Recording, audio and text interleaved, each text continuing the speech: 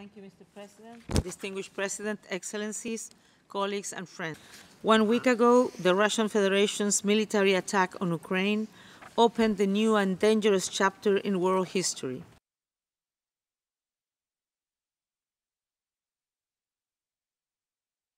The attack that began on 24 February is generating massive impact on the human rights of millions of people across Ukraine. Elevated threat levels for nuclear power weapons underline the gravity of the risk to all of humanity.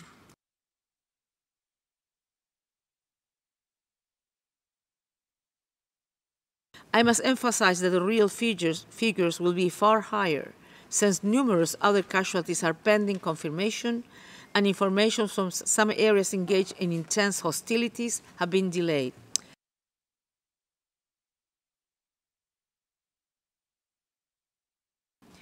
We grieve all the deaths that have occurred.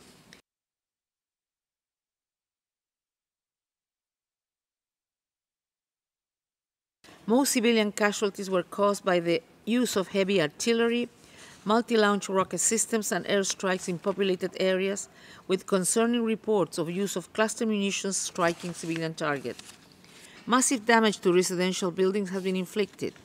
The use of weapons with wide area effects in populated urban areas risk being inherently indiscriminate, and I call for the immediate cessation of such force.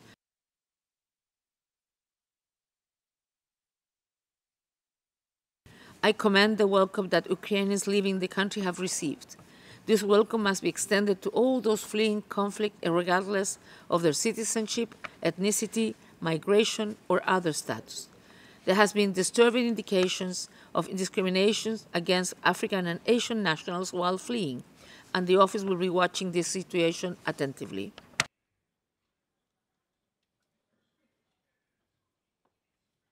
Tens of millions of people remain in the country, in potentially mortal danger. I'm deeply concerned that the current escalation of military operations will further heighten the harm they face.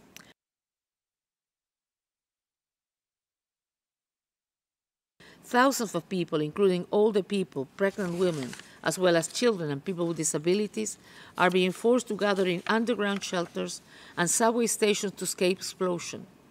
Many people in situations of vulnerability are separated from families and effectively trapped. My staff in Ukraine have been contacted by several groups who fear persecution if Russian troops advance, including members of the Crimean Tatar community in mainland Ukraine, as well as prominent human rights defenders and journalists.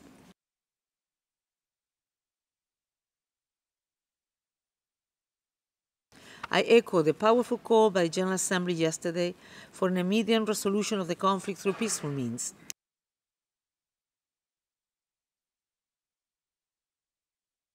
States must abide by international law and the core principles that protect human life and human dignity. It is imperative that full access for the delivery of humanitarian assistance to civilians across the entire country be enabled. I also strongly urge the full protection of civilians, as well as captured soldiers, as required under international humanitarian law.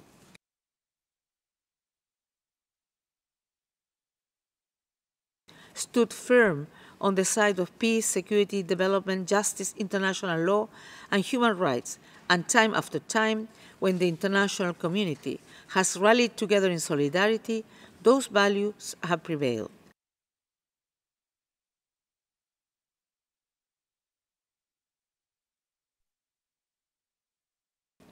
It is vital that they prevail today, in Ukraine and elsewhere.